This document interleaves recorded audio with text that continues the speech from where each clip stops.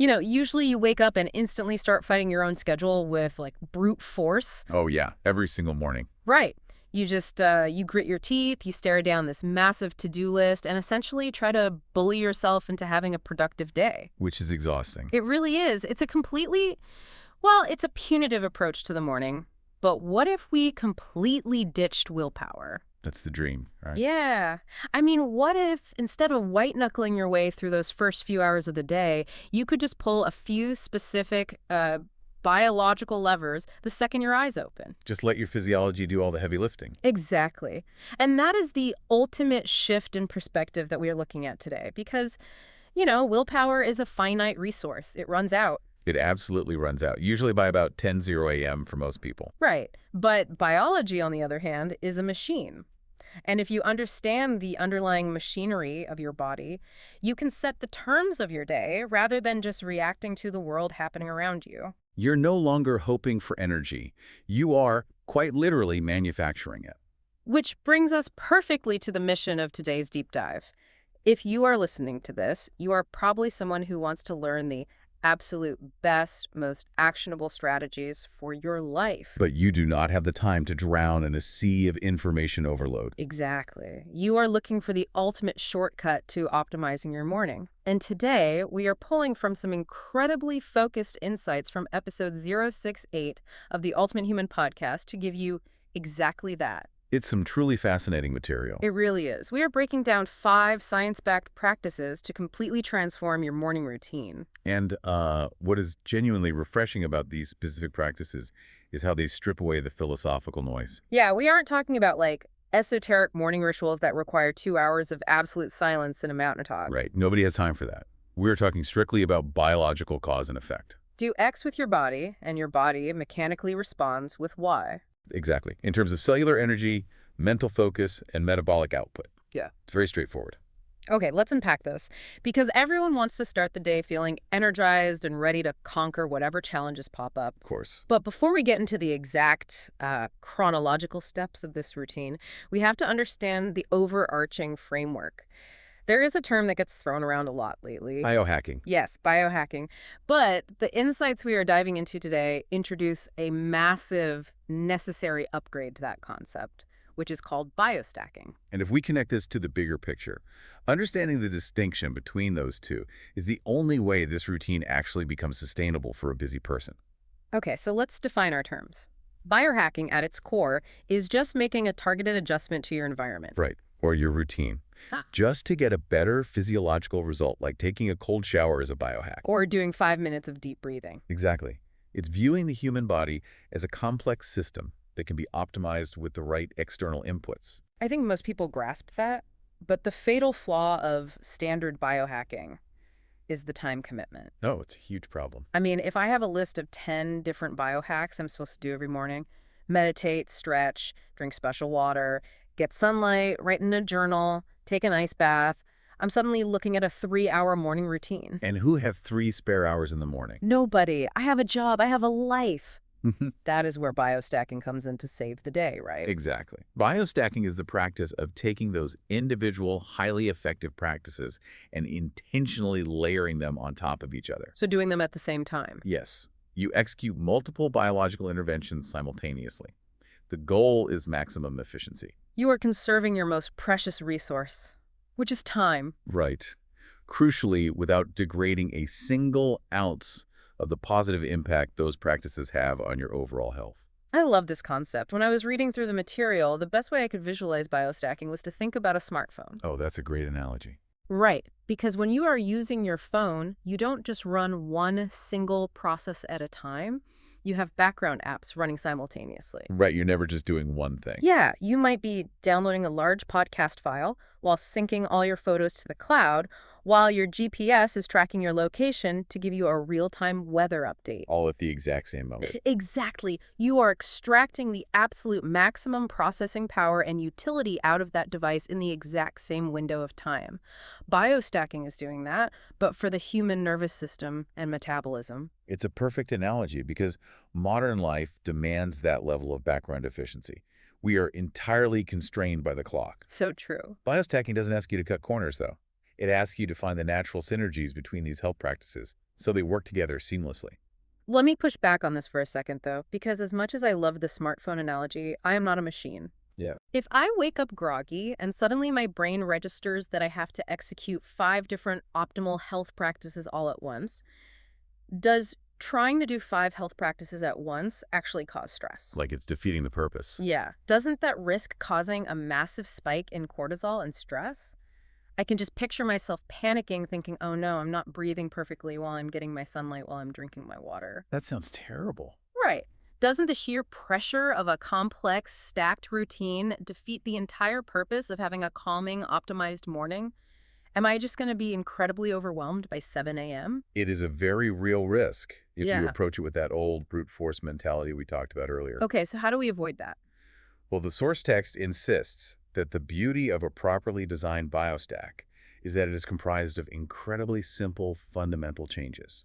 It is meant to boost productivity, not drain your mental battery. So it shouldn't feel like a chore? Exactly. When a stack is designed correctly, the elements fit together so naturally that they actually require less cognitive effort than doing them separately. It shouldn't feel like a high-wired juggling act where you are managing 5 spinning plates. It should feel like one single fluid motion. Precisely.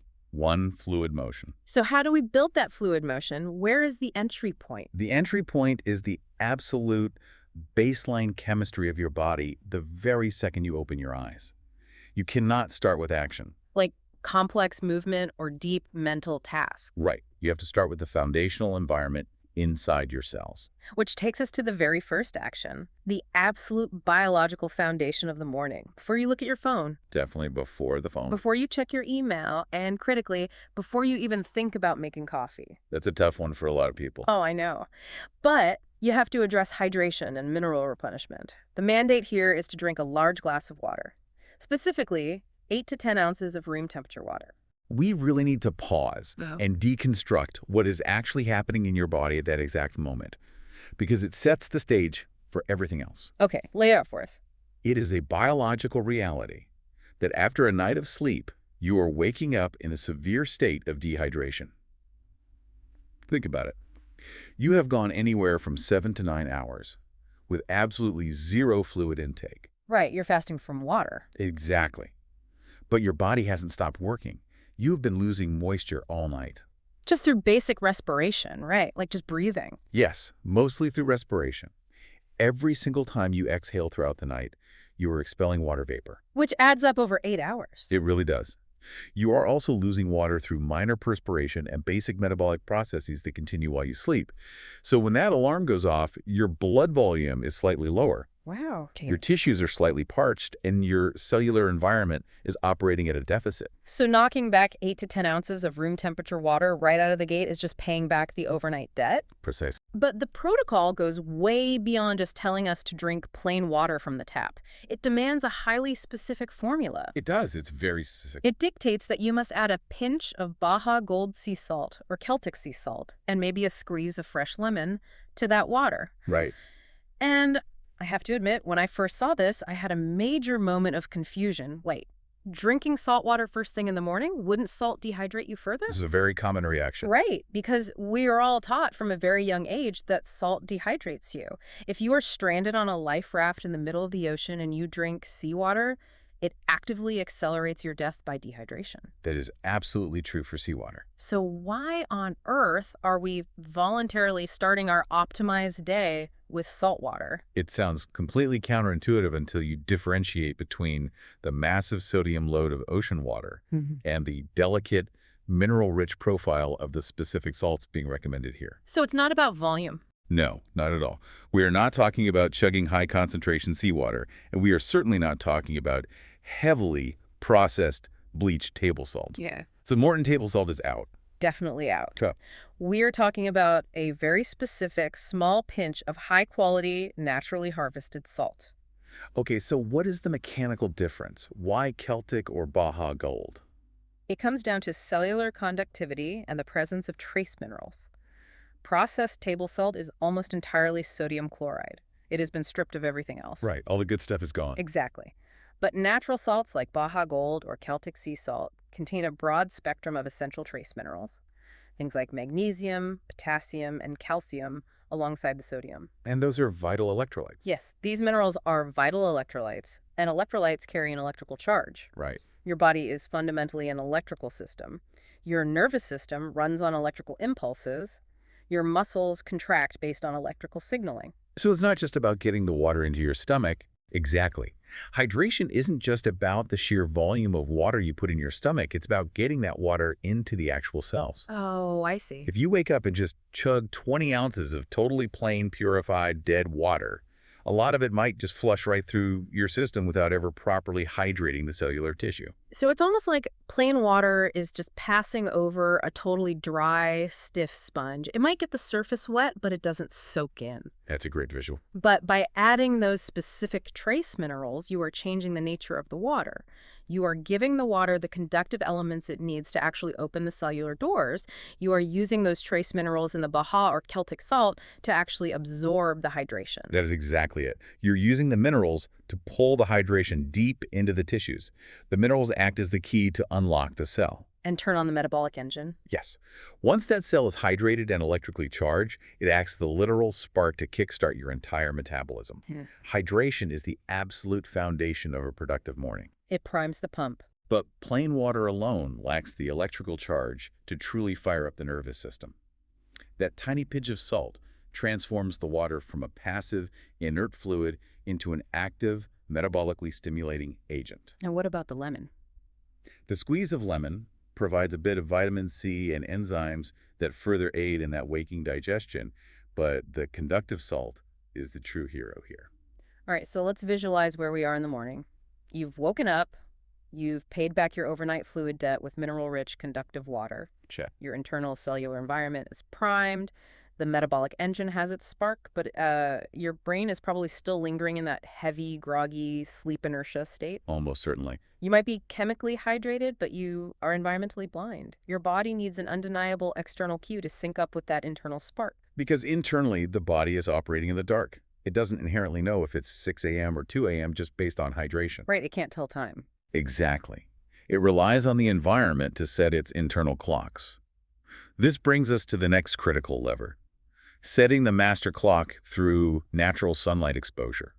The protocol is incredibly rigid about this. It demands 10 to 15 minutes of natural sunlight within the first hour of waking up. Ideally, it wants you getting it even sooner. Right, in what is called first light, the first 45 minutes of the day. And the execution is key here.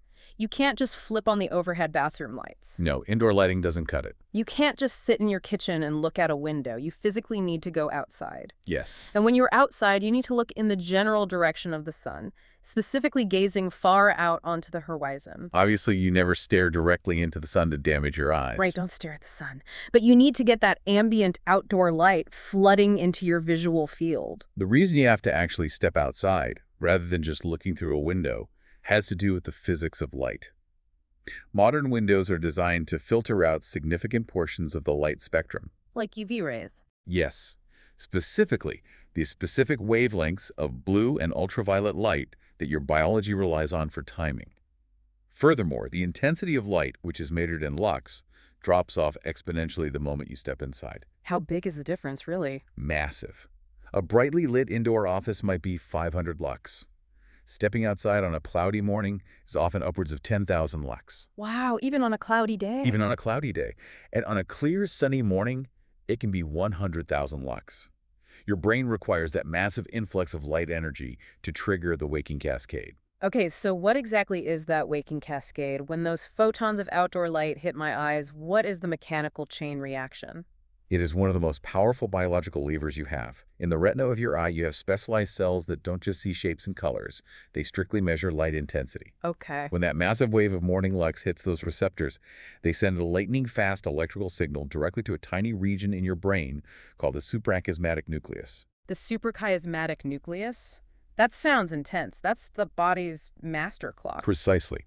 That signal acts as a definitive chemical announcement that it is daytime. The moment the master clock receives that signal, it instantly begins suppressing the production of melatonin. Which is the hormone responsible for making you feel sleepy. Exactly. Simultaneously, it triggers a healthy natural spike in cortisol. Now, we usually talk about cortisol like it's a villain, right? Like it's the stress hormone. But here, it's actually doing exactly what we want it to do. Yes, chronic elevated cortisol throughout the day is terrible for you. But a sharp, acute spike of cortisol first thing in the morning is biologically essential. It wakes you up. It is the very mechanism that makes you feel alert, driven, and focused. It increases your core body temperature and mobilizes energy stores. It shakes off the sleep inertia. So by standing outside for 10 to 15 minutes, you are artificially manufacturing that alert, focused feeling without relying on caffeine. But what if there simply is no sun? What if you live in London or Seattle in the middle of winter and you are waking up in pitch blackness? The protocol doesn't just leave you hanging. It provides a biological workaround. Okay, good. If weather is bad or natural sunlight is genuinely impossible to access, you must use a light therapy box. Like one of those happy lamps? Yes, a device specifically engineered to emit 10,000 lux to simulate that sunrise.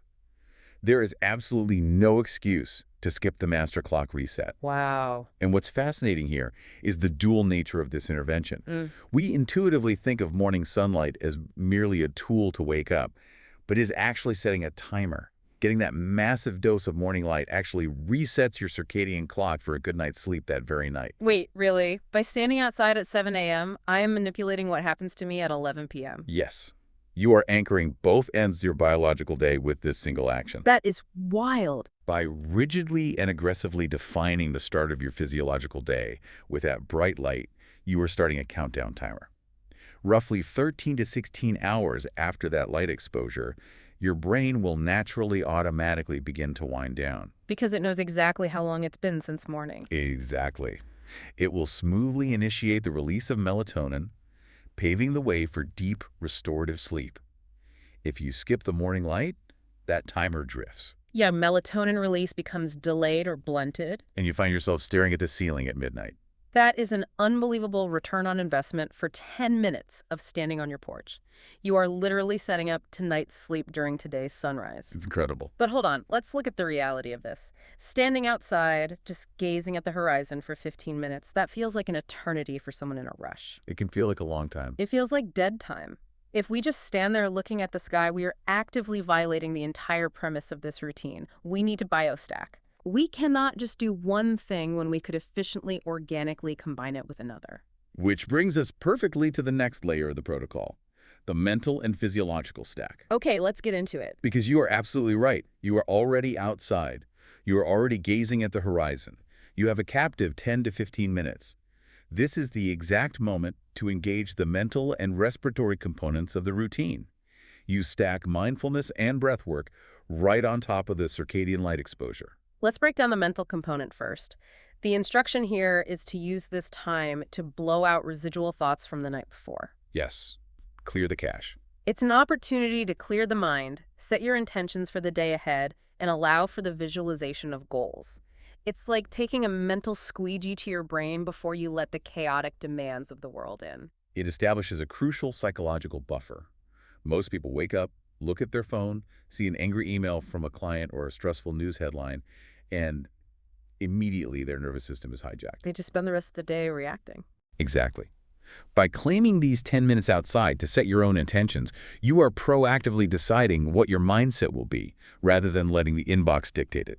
But the protocol doesn't just ask you to think positive thoughts. What really elevates this from a nice standard meditation into a potent physical biohack is the specific breathwork mechanics involved. You aren't just breathing deeply to relax. No, the biological protocol provided demands something highly specific.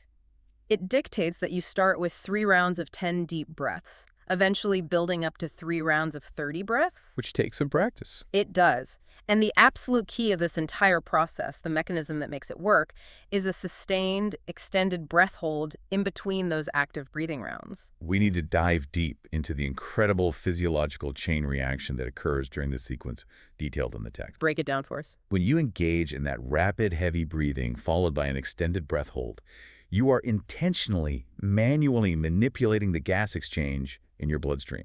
You are playing with your own blood chemistry. Yep. The primary goal during that extended breath hold is to dramatically elevate the levels of carbon dioxide in your system. Now, stop right there. Elevate carbon dioxide. We are taught from grade school that oxygen is the good guy and CO2 is the toxic waste product that we constantly need to get rid of. Right. Breathe in the good, breathe out the bad. Exactly. Why on earth would our goal be to intentionally trap and elevate the waste product in our blood? It's a very common misconception. While it is a byproduct of cellular respiration, carbon dioxide is also one of the most powerful and essential signaling molecules in the entire human body. Really? Yes. When you hold your breath and allow those carbon dioxide levels to rise significantly, the text explains that it acts as a potent vasodilator. A vasodilator, meaning it expands the blood vessels. Exactly. As the CO2 builds up in the bloodstream, it sends a chemical signal to the smooth muscle tissue lining your blood vessels, commanding them to relax. And when they relax? If they relax, the blood vessels literally dilate, they open up, Wow. becoming significantly wider and increasing their capacity for blood flow. Here is where it gets really, really interesting.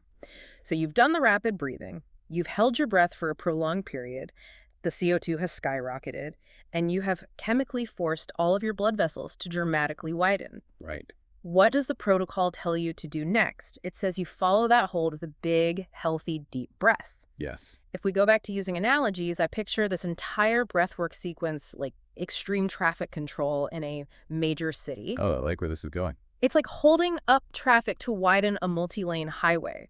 The breath hold is like intentionally throwing up roadblocks and stopping all the traffic in town, creating this intense pressure. Building up the CO2. Right.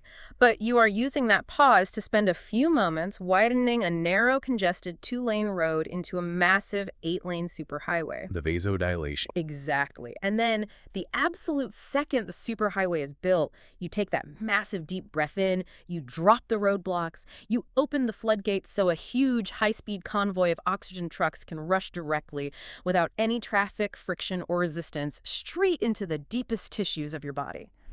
That is a phenomenal way to visualize the mechanics of it. Because those vessels have been artificially dilated by the CO2, that massive influx of oxygen from the deep breath reaches tissues, organs, and brain centers far more efficiently and completely than it ever could during normal, shallow baseline breathing. You are literally flooding the tissues with oxygen. You are creating a transient, hyperoxygenated state. You are supercharging the cellular engines with fuel while simultaneously grounding your psychological state. Okay, let's take a breath of our own and look at where we are in this ultimate biostack. Let's review. You've hydrated the cells with conductive mineralized water. You've sparked the internal metabolism. You've commanded your brain's master clock with high-lux sunlight, stopping melatonin and spiking cortisol. You've cleared the mental chatter, you've chemically widened your blood vessels, and you have absolutely flooded your newly expanded circulatory system with a massive wave of oxygen. It's a lot of biological action in 15 minutes. It really is. Now that the blood vessels are dilated and flooded with oxygen, the physical body is uniquely, almost aggressively primed for mechanical movement. Which is the perfect segue. And that transitions us flawlessly into the next phase. The metabolic engine, fasted exercise, and strategic fueling. The source text states that incorporating some form of physical activity at this exact juncture is non-negotiable. It recommends engaging in 20 to 30 minutes of moderate physical activity. So what does that look like? It is highly flexible on the modality. It could be a brisk, purposeful walk, a quick bodyweight workout, or an active yoga flow. Just something to get the heart rate up. Exactly. Oh. And crucially, it offers grace for beginners. If you do not currently have a movement routine, do not let perfection be the enemy of progress. Start with a simple 10-minute walk. Just move. The initial reasoning provided for this is beautifully simple and intuitive.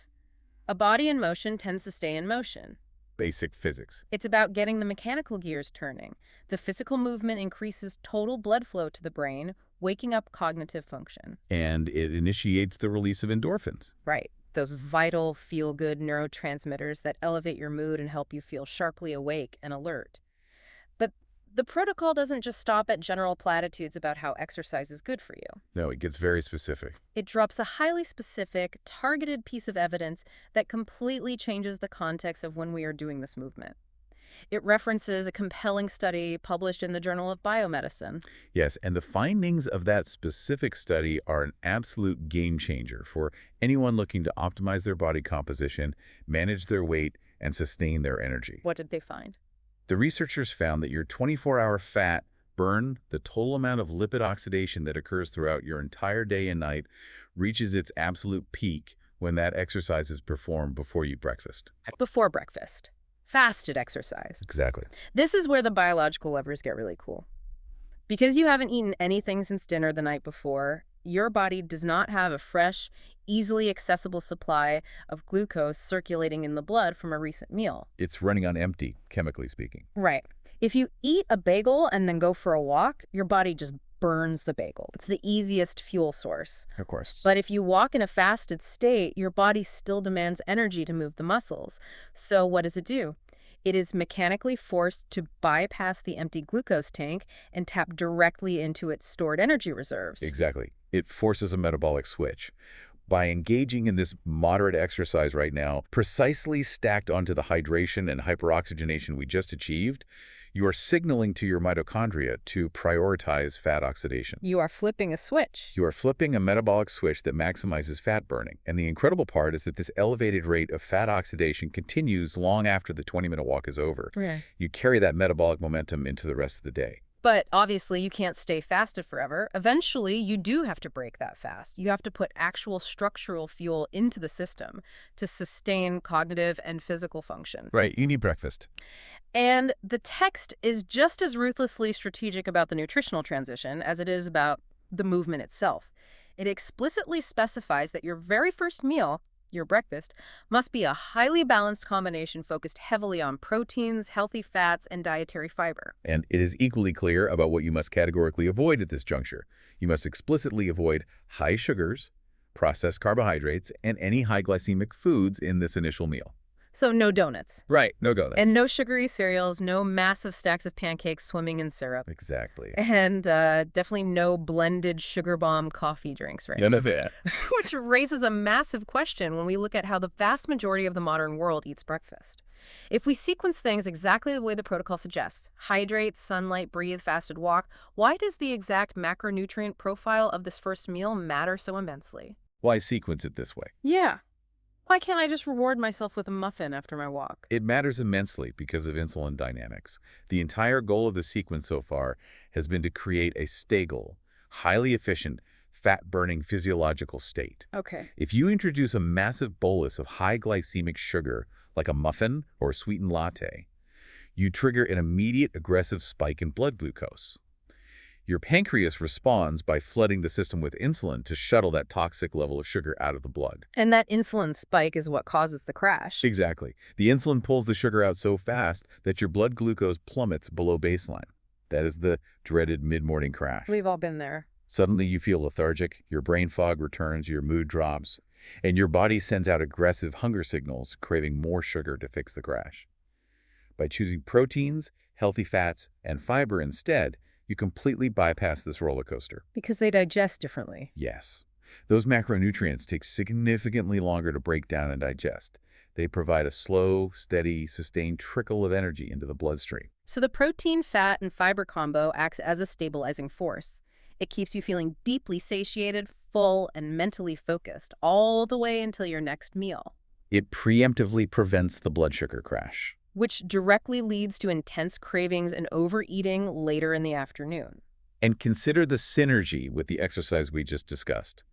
This raises an important question regarding how modern standard breakfasts directly sabotage the 24-hour fat-burning state we just unlocked. Because of the insulin. Exactly. The moment you spike your insulin with high glycemic carbs, your body immediately shuts down the fat-burning process to deal with the sugar.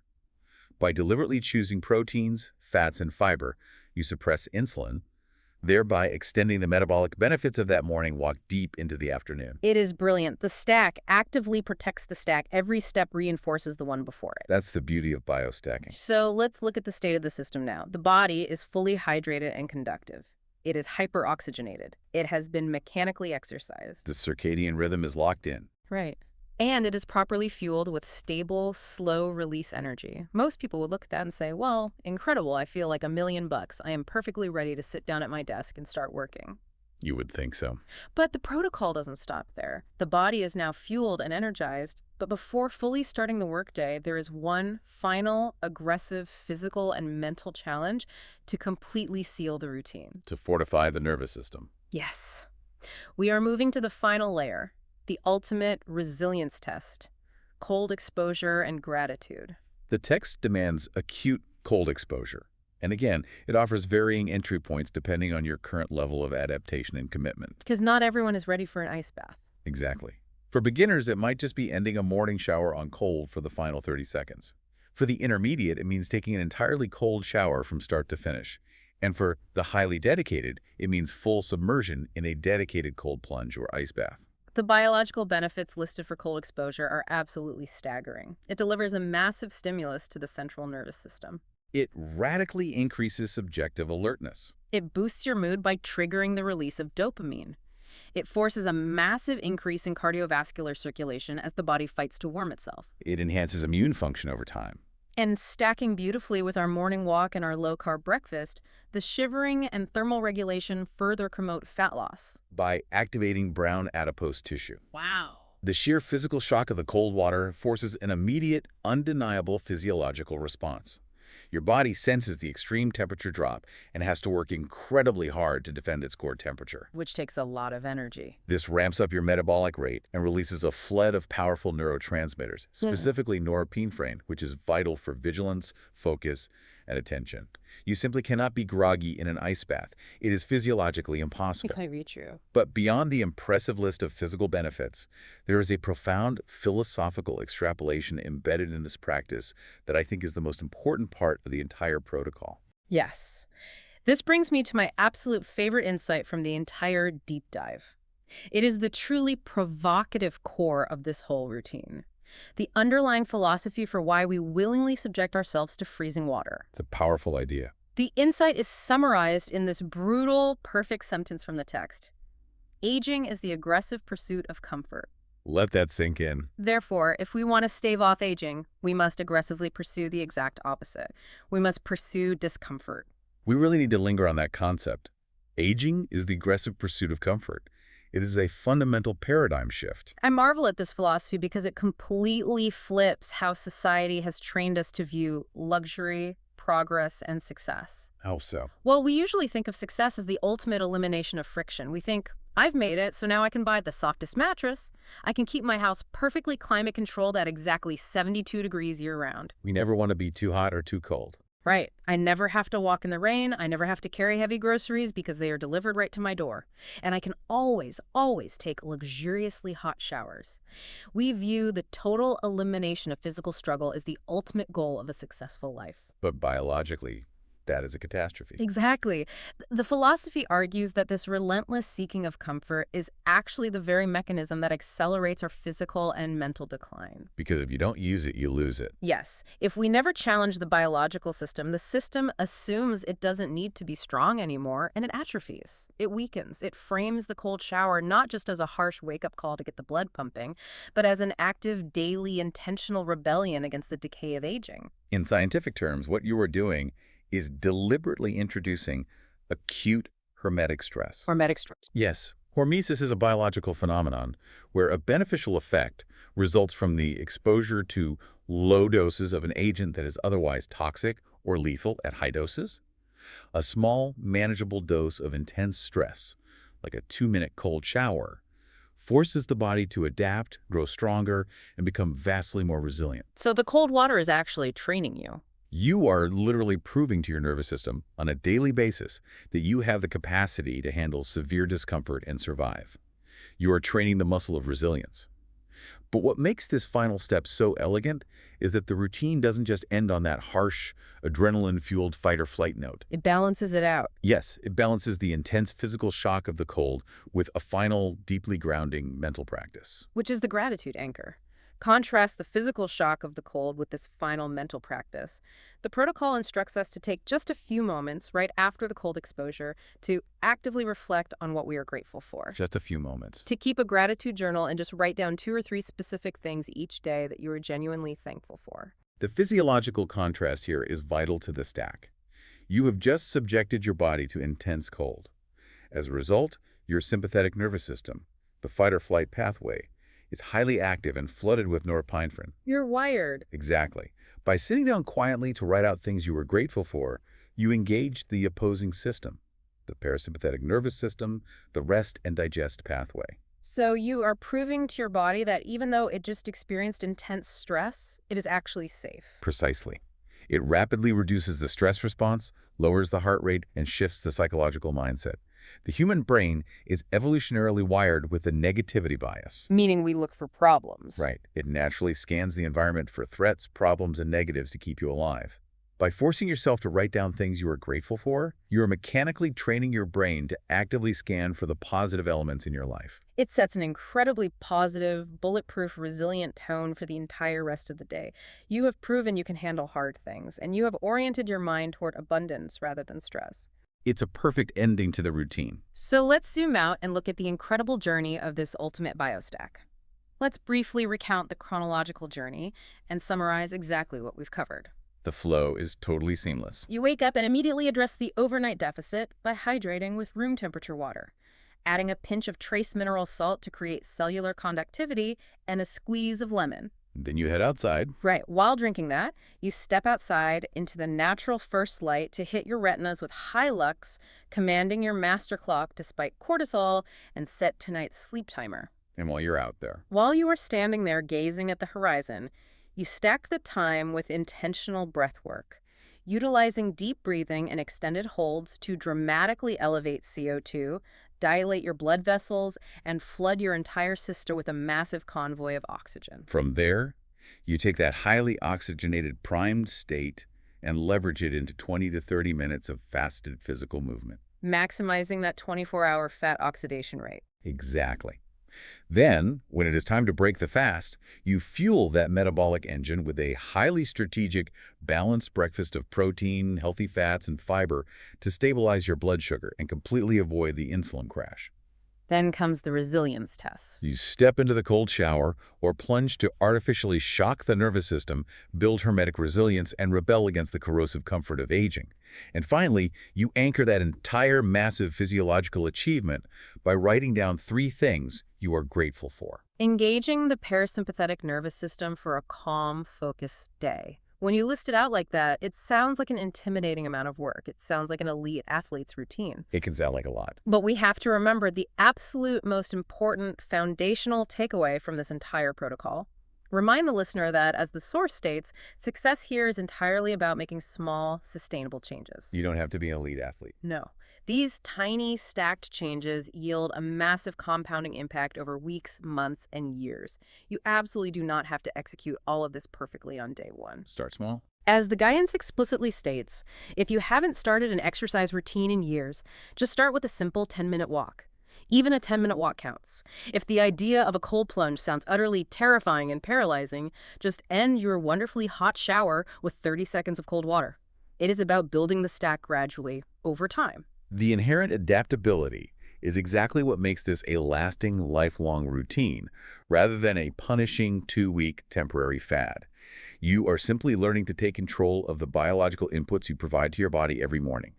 You are moving from a state of chaotic reaction to a state of engineered optimization. So what does this all mean for you tomorrow morning? It means your morning doesn't ever have to be a stressful, willpower-draining scramble again. You have the actual biological levers at your disposal to manufacture your own energy, lock in your focus, and build unbreakable physical and mental resilience. The power is in your hands. But as we wrap up this deep dive, I want to leave you with a lingering question, a final provocative thought. Something for you to deeply mull over today, built directly on that powerful philosophy about comfort that we discussed. It's an important question to ask. If it is biologically true that aging is the aggressive pursuit of comfort, I want you to look around at our modern world. Look at the life we have built for ourselves. We live in a world that is meticulously, exhaustively designed to eliminate every single microscopic instance of physical discomfort. It really is. We have entirely climate-controlled homes and cars so we never shiver or sweat. We have food delivery apps that prevent us from even having to walk a few blocks to a store to hunt for calories. Everything is right at our fingertips. We sleep on memory foam, sit in soft ergonomic chairs, and have instant, frictionless entertainment delivered to glowing screens. Are we, as an advanced society, accidentally engineering our own rapid biological aging every single time we choose the convenience of the modern world over a little bit of physical friction? It is a profoundly unsettling thought. By successfully insulating ourselves from every minor physical struggle, From the cold, from the heat, from hunger, from physical exertion, are we inadvertently starving our bodies and our minds of the very resistance they biologically require to stay young, strong, and alive? Exactly. We have equated comfort with health when biology demands struggle for vitality. So maybe tomorrow morning, when you are standing in that shower and your hand is hovering over the temperature dial, trying to decide between the soothing hot water and the shocking cold, choose the friction, choose the rebellion against comfort. We'll see you on the next deep dive.